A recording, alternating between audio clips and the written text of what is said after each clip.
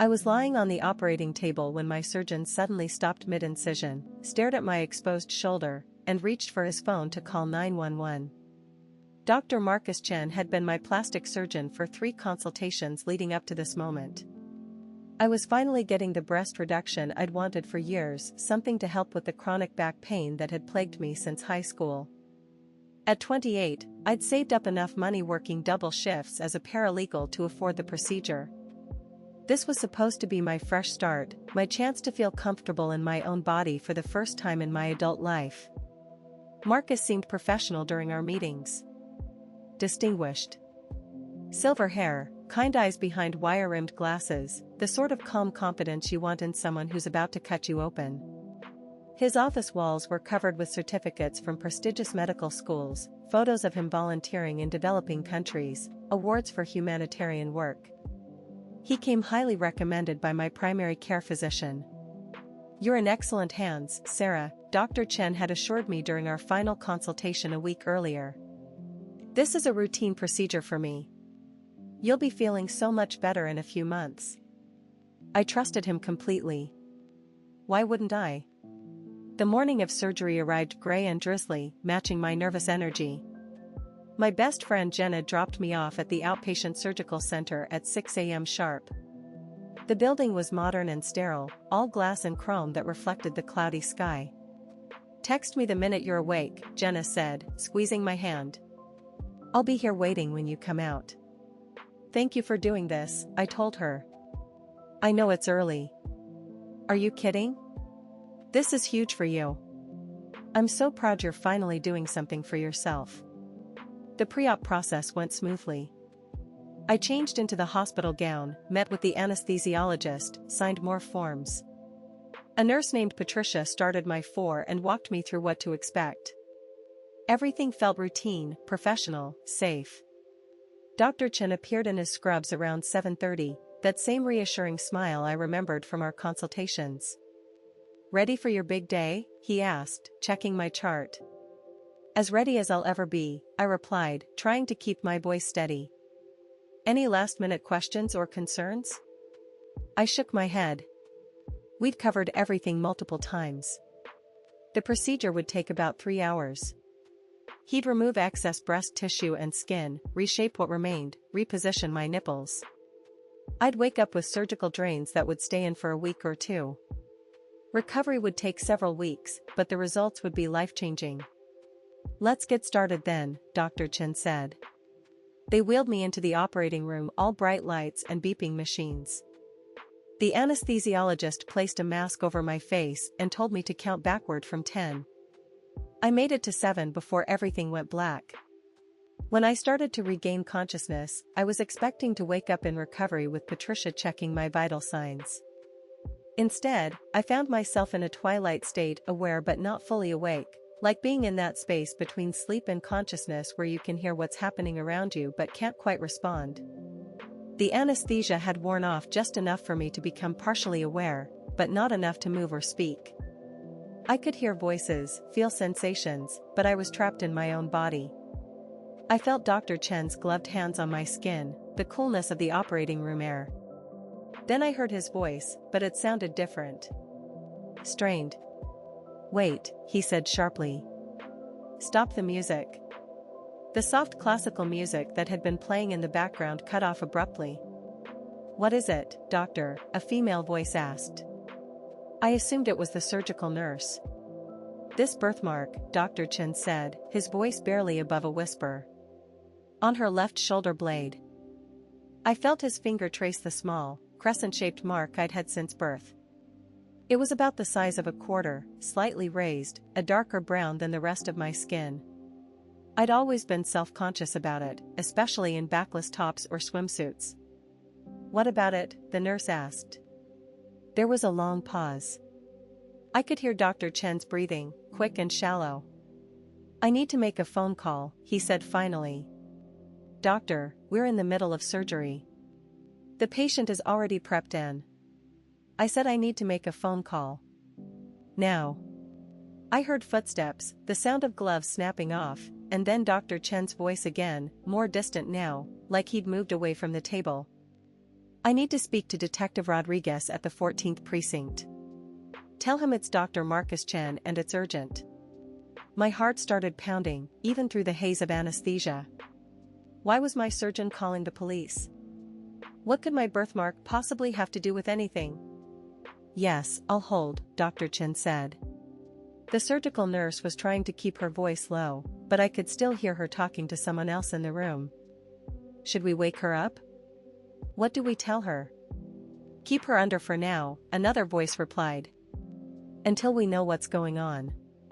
I heard Dr. Chen's voice again, clearer now, like he'd walked back toward my table. Rodriguez?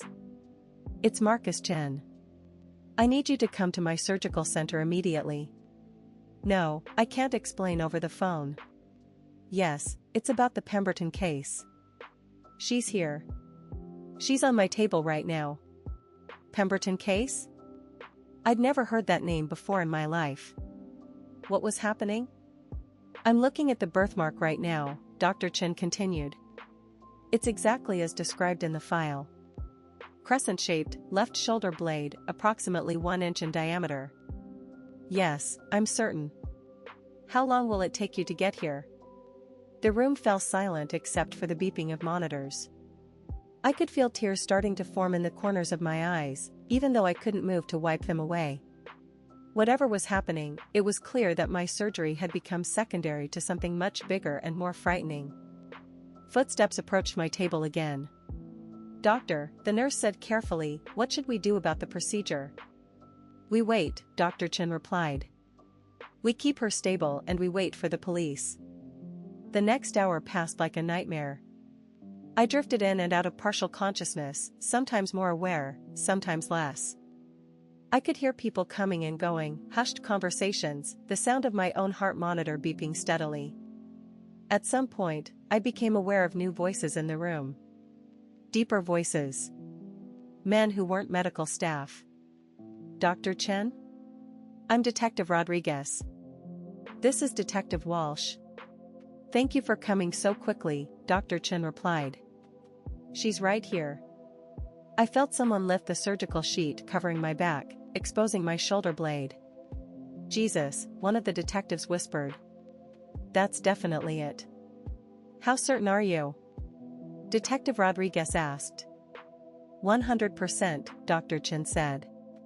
I've been studying the case files for 15 years. That birthmark was described in detail by multiple witnesses. The shape, the size, the exact location, it all matches. 15 years? Detective Walsh said. Doctor, what exactly is your connection to the Pemberton case?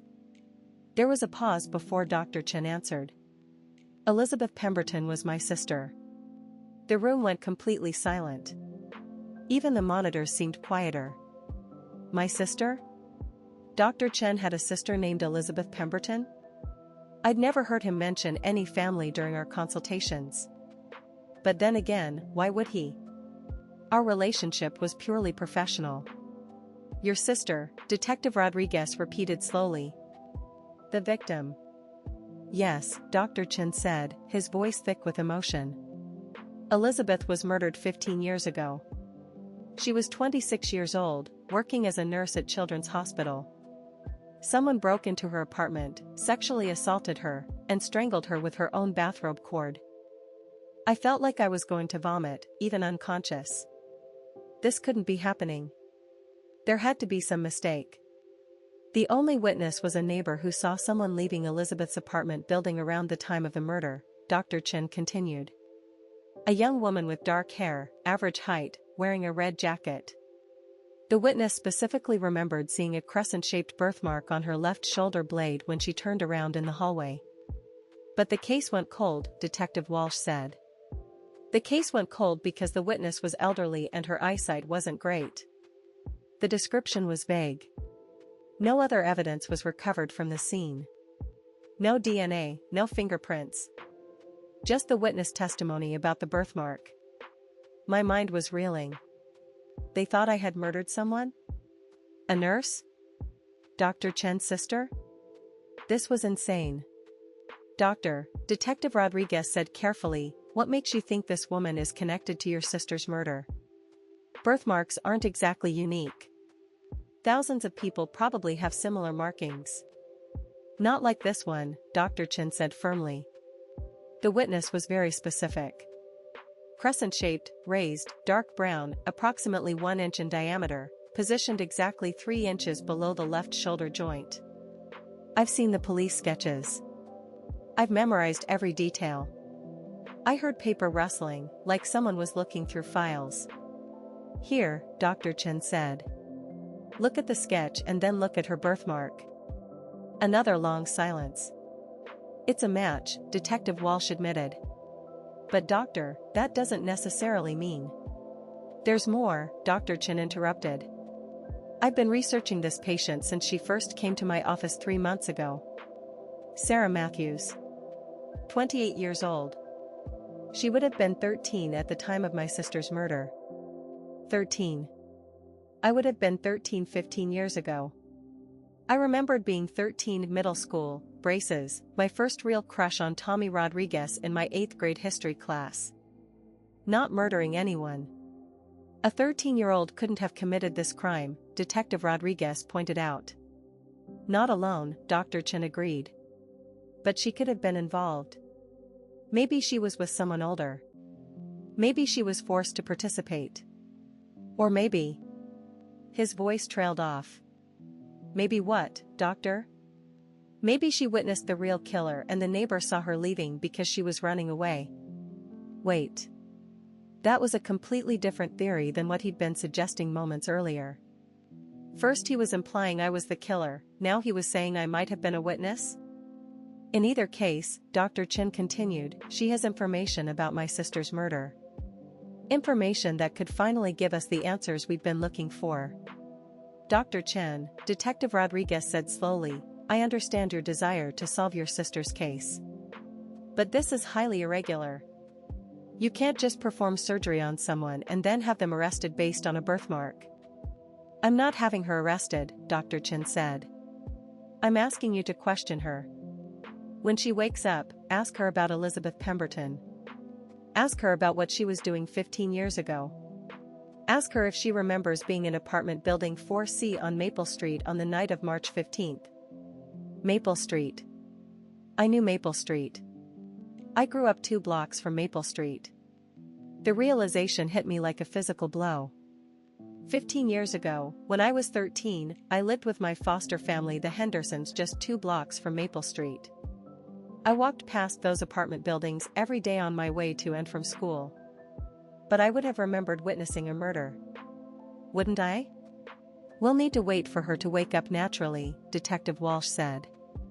Questioning someone under anesthesia isn't legally admissible. How long will that take? Dr. Chen asked.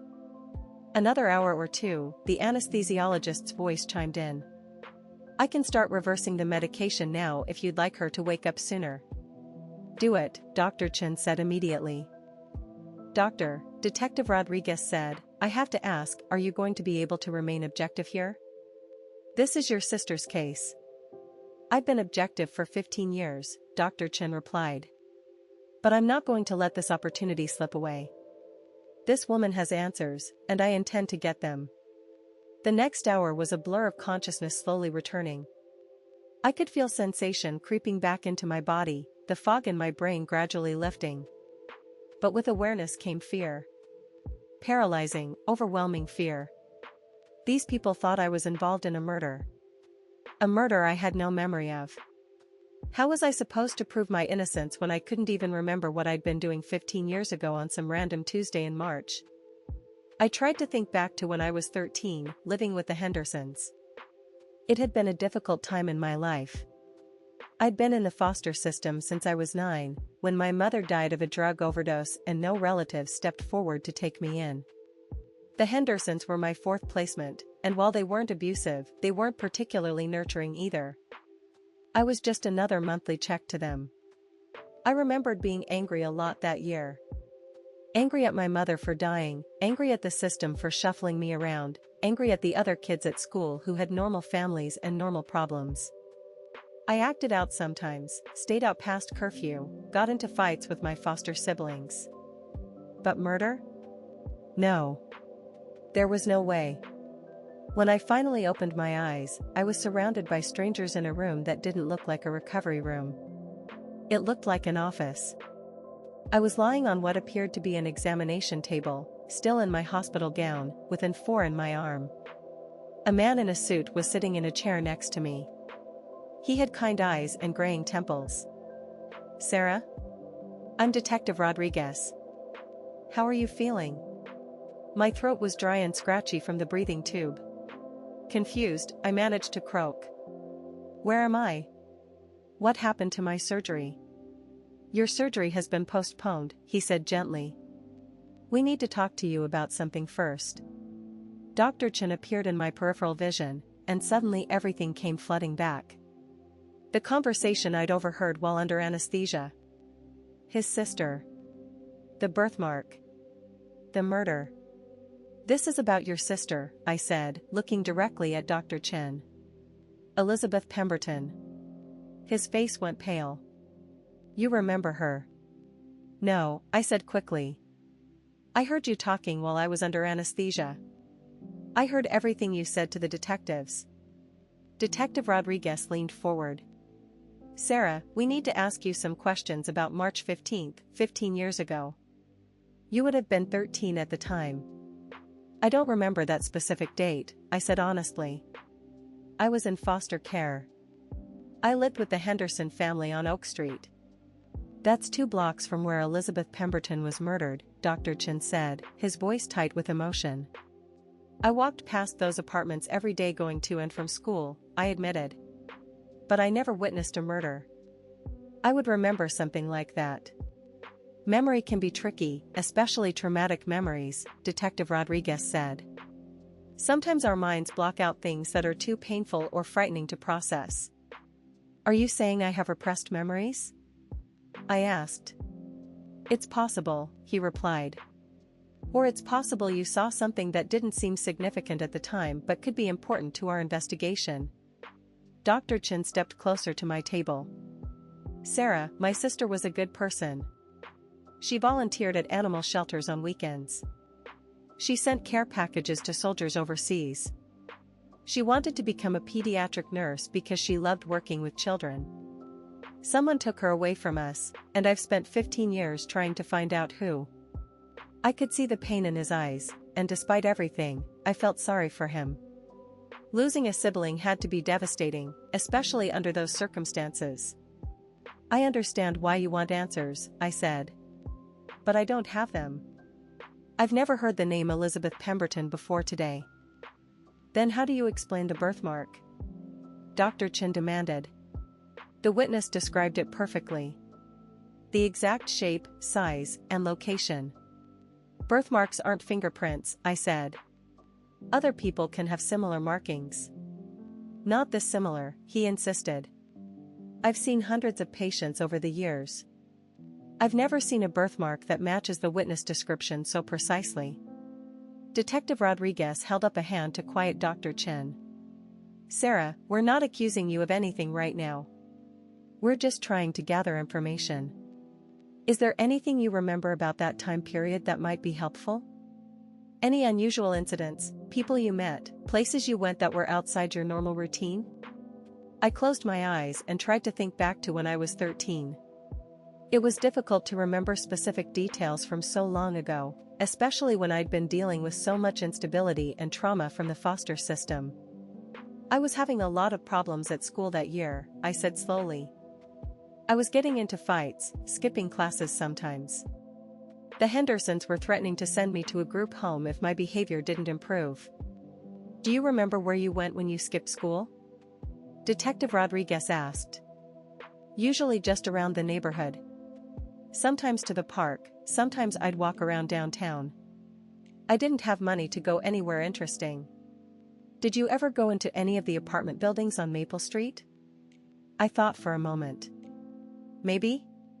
I might have ducked into a lobby if it was raining or cold. But I never went up to anyone's apartment or anything like that. Dr. Chen was pacing now, his frustration evident. "She's lying," he said. "She has to be lying." "Dr. Chen," Detective Rodriguez said firmly, "you need to step out of the room." This is my surgical center. This is my sister's case. And you're emotionally compromised. Please step out. Dr. Chen looked like he wanted to argue further, but after a moment he left the room, closing the door harder than necessary behind him. Detective Rodriguez turned back to me. Sarah, I need you to think very carefully. Is there anything else you remember about that time period? Anyone you might have met or any situations that felt dangerous or unusual? I was quiet for a long time, trying to sift through memories that felt hazy and unreliable. Then something occurred to me. There was this older guy, I said slowly. I don't remember his name, but he used to hang around the neighborhood sometimes. He would try to talk to kids, offer us rides or money. Detective Rodriguez sat up straighter. Can you describe him? Tall, maybe in his 30s or 40s. Brown hair. He drove a dark-colored car, like a sedan. He gave me the creeps, so I always avoided him. Did you ever see him near the apartment buildings on Maple Street? I'm not sure. Maybe? I was getting frustrated with my own inability to remember clearly. I'm sorry, it was so long ago and I wasn't in a good headspace at the time. That's understandable, Detective Rodriguez said. What about the night of March 15th specifically? Is there any chance you might have been out after dark that night? I thought back to my foster situation with the Hendersons. They had strict rules about curfew, but I'd been rebellious and didn't always follow them. It's possible, I admitted. I snuck out sometimes at night. Usually just to walk around because I couldn't sleep. The house was crowded and noisy. Where would you go when you snuck out? Nowhere specific. Just around the neighborhood. Sometimes I'd sit in the playground at the elementary school, or walk through the shopping center parking lot after the stores closed. Detective Rodriguez made some notes. Is there anything else you can think of? Any detail, no matter how small? I was about to shake my head when another memory surfaced. It was vague and felt more like a dream than a real memory, but something about this conversation was pulling it to the surface. Wait, I said. There was this one night. I can't remember exactly when, but I was walking past one of the apartment buildings and I heard shouting. Like an argument or a fight. Detective Rodriguez leaned forward.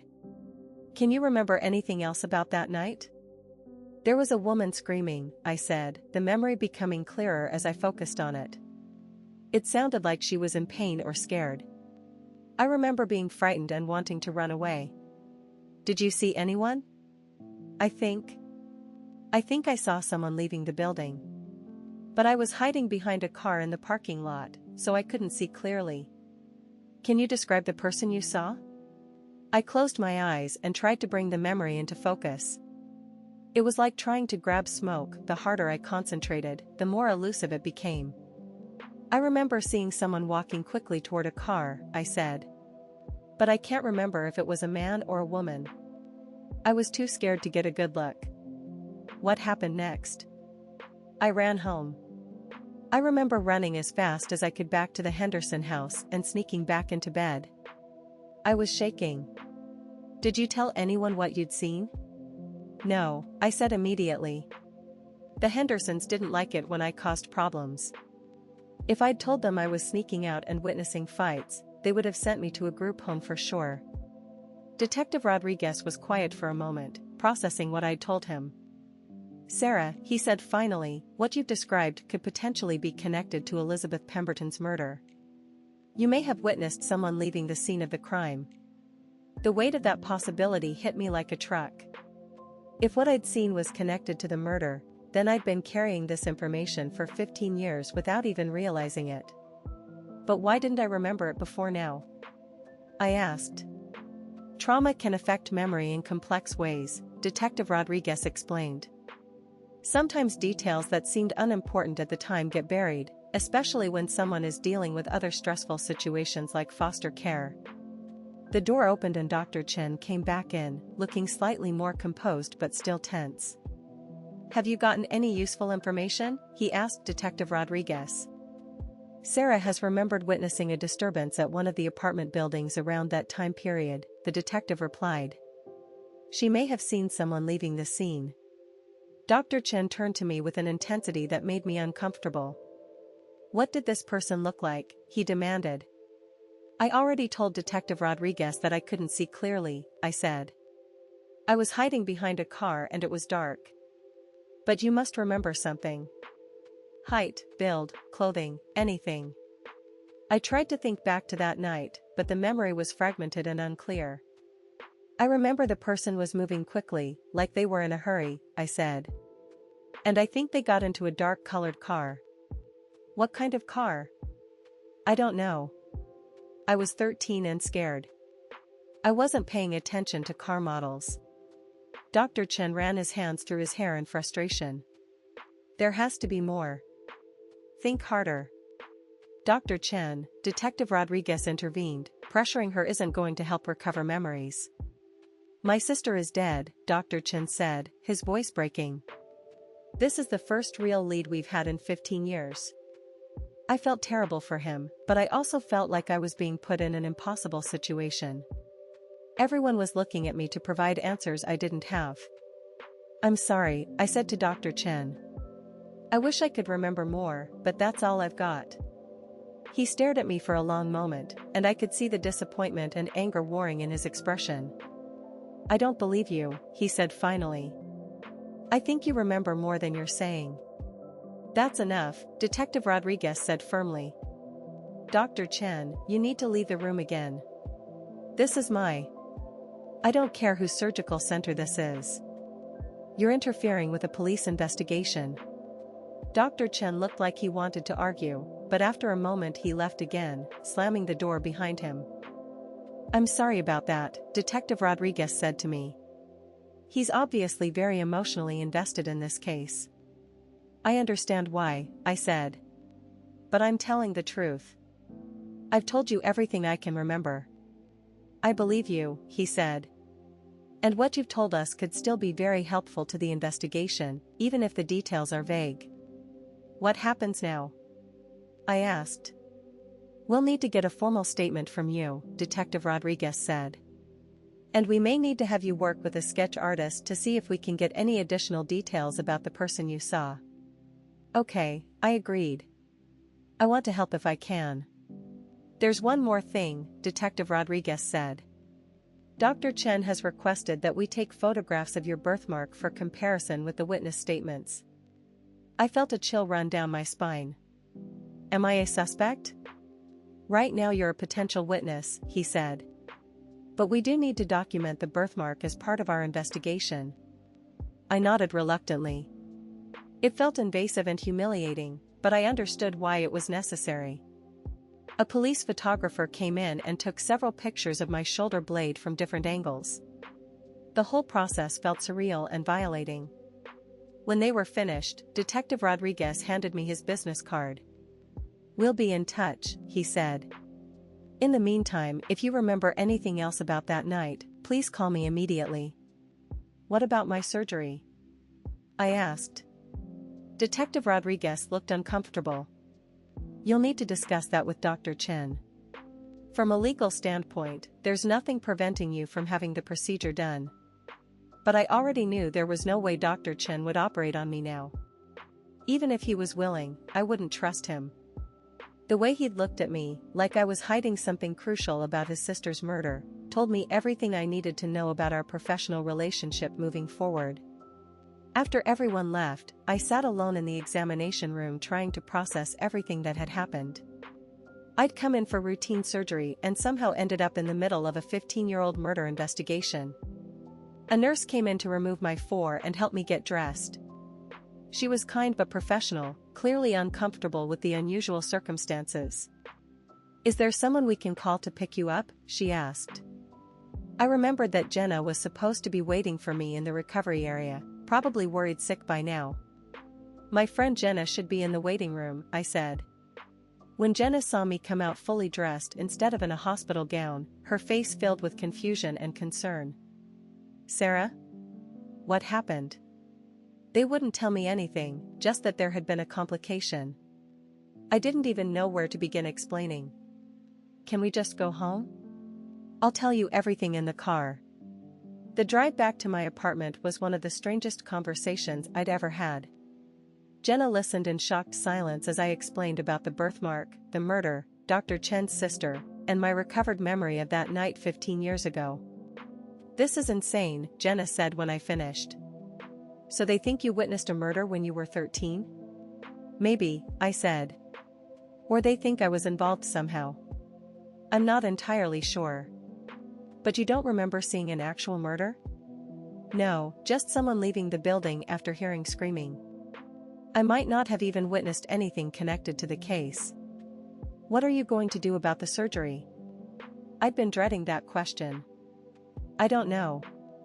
I can't go back to Dr. Chen, obviously. But I spent all my savings on this procedure. I can't afford to start over with someone else. Maybe you can get your money back? Maybe, I said, but I doubted it. The situation was too complicated, and I wasn't sure what legal grounds I'd have for demanding a refund. When we got to my apartment, I was exhausted despite not having actually undergone surgery. The emotional trauma of the day had drained me completely. Do you want me to stay? Jenna offered. No, I think I just need to sleep and try to process everything. After Jenna left, I sat on my couch staring at Detective Rodriguez's business card. Part of me wanted to call him back and tell him I'd remembered more details, just to help solve the case and get Dr. Chen the closure he needed.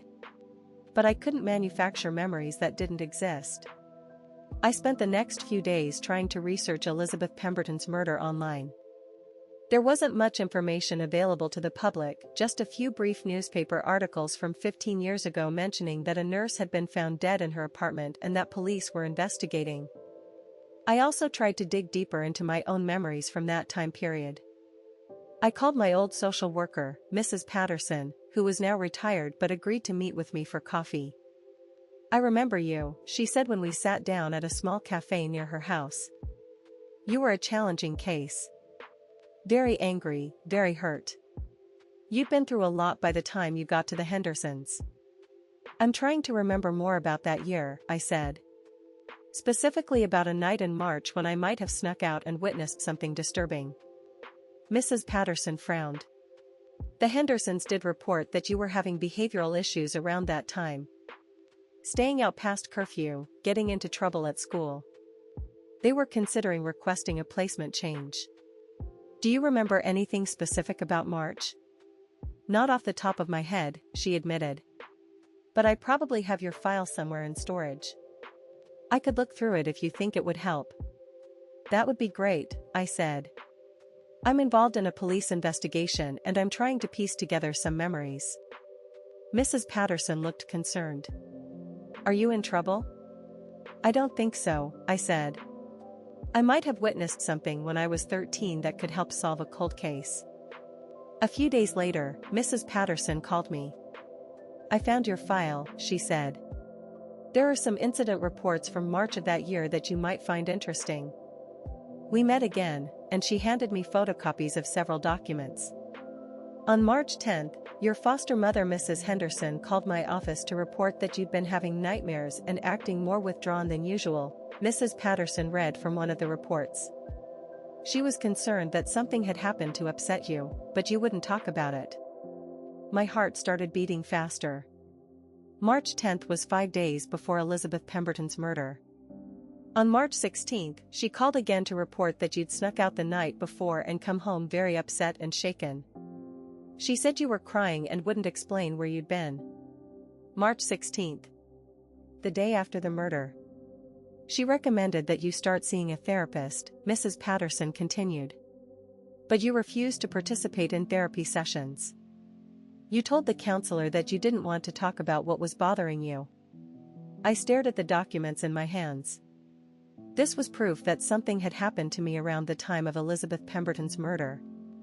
Something that had upset me enough to cause nightmares and behavioral changes. Mrs. Patterson, I said slowly, do you think it's possible that I witnessed something traumatic and then blocked it out? It's definitely possible, she said.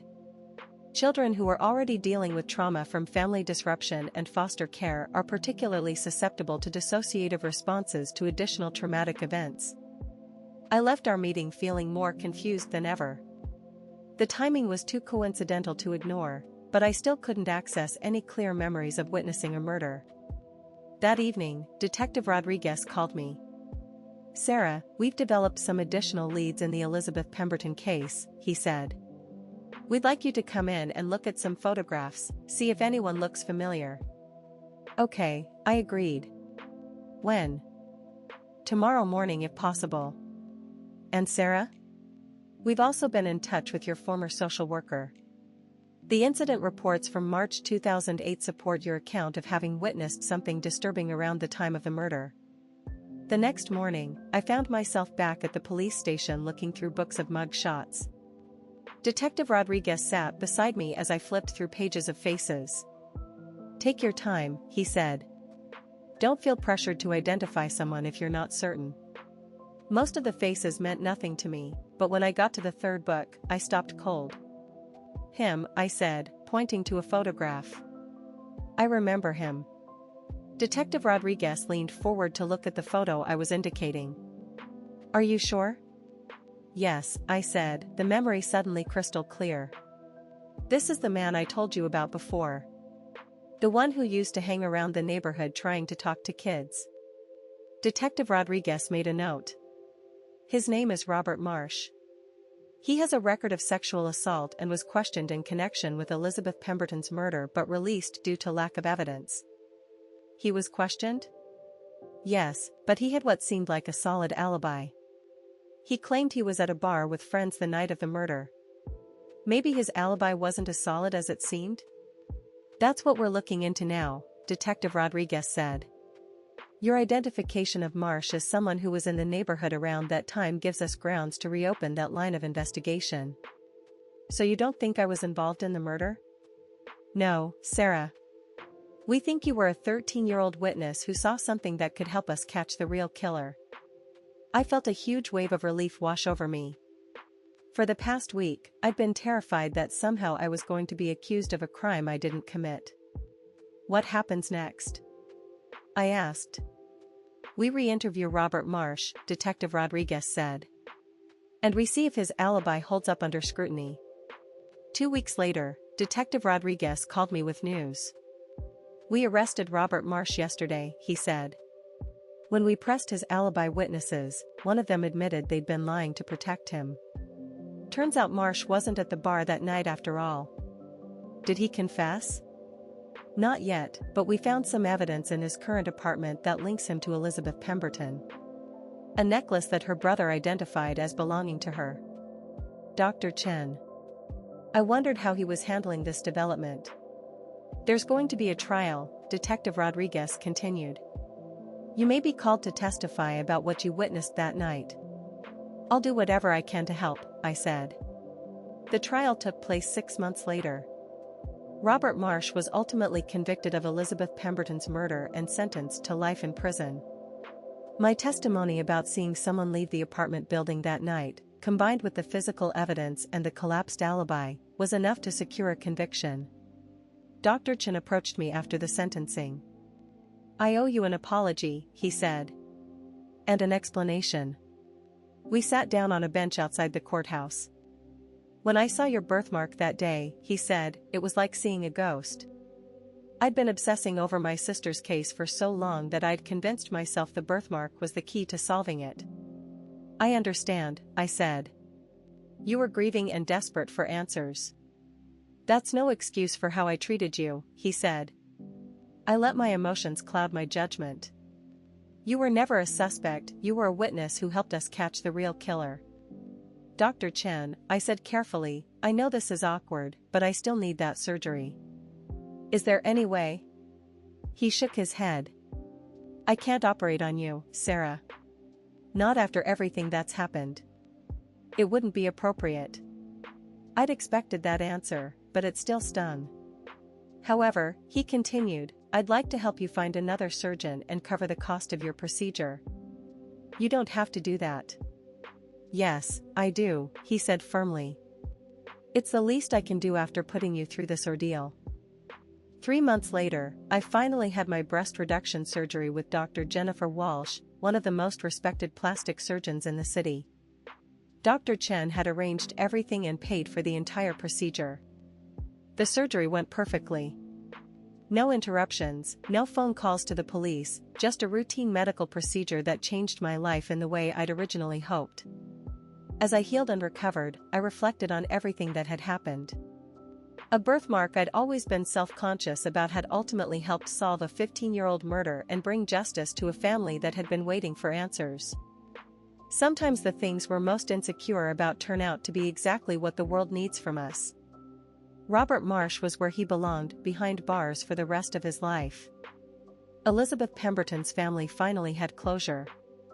And I had learned that even traumatic memories buried deep in our subconscious can surface when we need them most. The human mind is more resilient and mysterious than we give it credit for. Sometimes it protects us by hiding painful memories, and sometimes it reveals them when justice demands it. I still have that crescent-shaped birthmark on my shoulder blade. I used to think it was an ugly flaw, something to be hidden under clothing and covered with makeup. Now I see it differently. It's a reminder that our perceived imperfections often serve purposes we never could have imagined. Have you experienced something like this? Tell me in the comments.